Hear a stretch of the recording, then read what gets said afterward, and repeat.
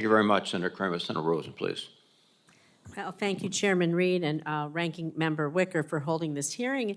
And General Alvin, I want to thank you. We had such a great meeting last week, and for your willingness to serve, and of course for your family, because all of us know we can't do any of these hard jobs without the people who love us and support us.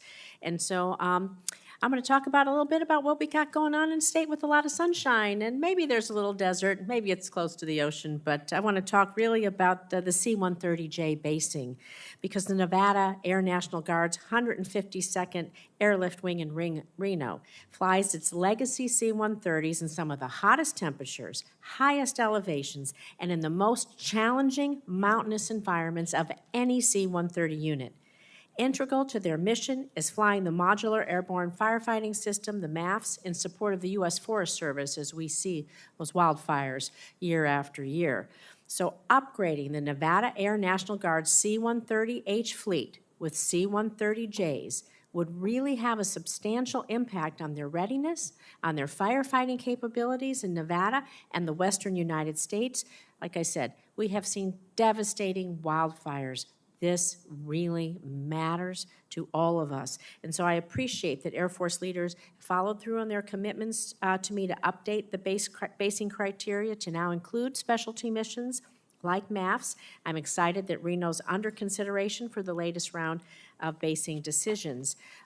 General Alvin, can I have your commitment to work with me to ensure that our 152nd Airlift Wing receives the C-130Js so they can more safely and capably carry out their dangerous mission to help fight those fight the wildfires, in Nevada and throughout the western United States? Senator, first of all, I'd like to echo the bravery of the air crew and those who support them on that mission. That is a dangerous mission, and they take that on with bravery and courage every single day. And so hats off to those fantastic airmen of the National Guard that do that. With respect to the basing decision, yes, ma'am, as you said, the Nevada Air National Guard has made the cut for the candidate location, and that final decision for the preferred location, Secretary Kendall has delegated that to the Director of Air National Guard, and I anticipate that should be out imminently. I will endeavor to continue to dialogue with General Lowe to find out when that ultimate decision will be made.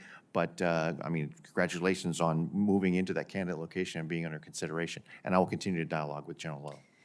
Thank you. And I want to also ask for your commitment that the Department of the Air Force will strongly consider location and missions served in particular regions of the country, like we just spoke about in Reno, when making your basing decisions to ensure that our Air National Guard, all around the country, that they're best equipped to respond to the kinds of emergencies in their region. Thank you, Senator. I will. I want to go in the little time I have left. We talk a lot about child care, and we had a great discussion there. Airmen stationed at Creech Air Force Base, they have an incredibly difficult time finding adequate child care options because their shift schedules, they pilot those MQ-9 Reapers, we know that, and they fall outside of the normal business hours given the 24-hour operations they support around the globe. So your in-home child care fee assistance pilot program, it was launched to help the in-home child care solutions for service members in the region with exceptionally high demand. We know the pilot program was expanded to include Las Vegas. However, I've been told by our airmen and women that the program has so much red tape, it's so cumbersome, the requirements, that the program is essentially unavailable to the many Nevada families who desperately need this service. So how do you propose that we fix this problem? Because their mission isn't changing, and we have to give them that peace of mind of affordable quality child care. Our military families, you know this, we need that. Senator, thank you for that question, because I think what often goes unnoticed is the idea that for many, child care is a readiness issue. Especially you bring about the point of those brave folks at Creech who actually are employed in place and are taking on highly stressful missions and then go back home.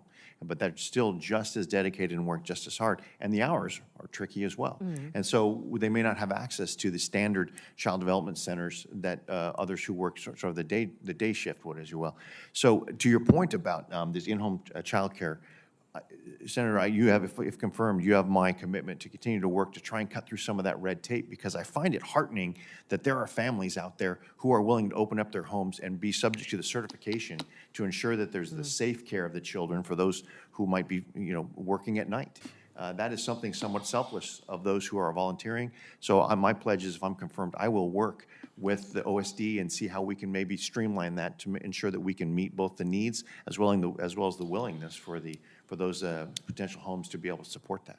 Thank you. Our families and our country will surely benefit. I'll submit some questions for the record on housing at Nellis Air Force Base for our airmen and women there. I appreciate your time today. Thank you. Thanks,